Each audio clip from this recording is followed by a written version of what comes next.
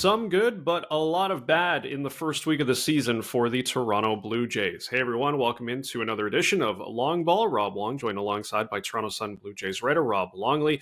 And Rob, the Blue Jays 3-4 out of the gate, which on the whole isn't too bad considering the opponents that they have faced, but it's been a roller coaster start to the season. Some big offensive outputs in Tampa Bay, followed by a really rough series in Houston that saw the Jays get no hit in another game. They had just one hit. I promise we will get to the positives, but what haven't you liked so far about this season?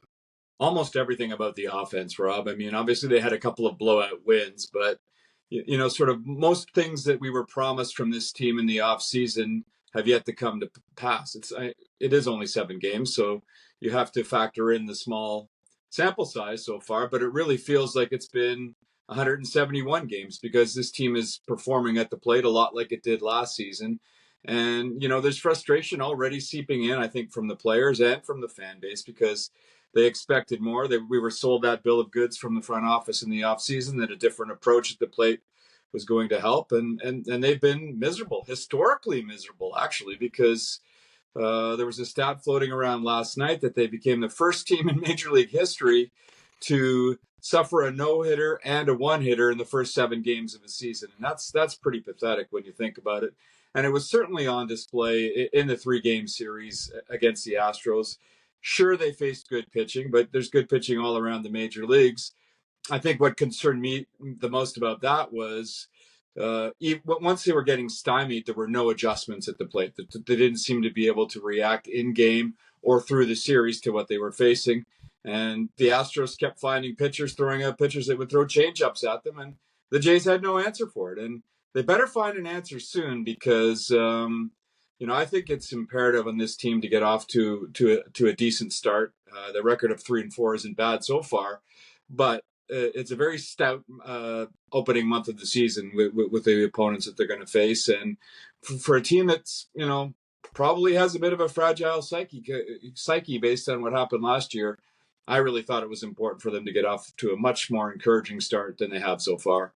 Yeah, it's been a really rough go, especially for the 1, 2, 3 hitters in this lineup. Vladimir Guerrero Jr. with the best batting average so far at just 208. But the guy batting in the 4 spot has definitely been one of the bright spots so far this season. That's Justin Turner, who has been really the best offensive producer so far this year in the Blue Jays lineup. But, outside of him, are there some other positives, Rob, that you have liked about this Blue Jays team? Probably few and far between. And I think, ironically, we can say that the record is one of the positives, that they're 3-4 after those first 7 games when they were so miserable at the plate in Houston is probably flattering to them because they didn't play well enough to do that.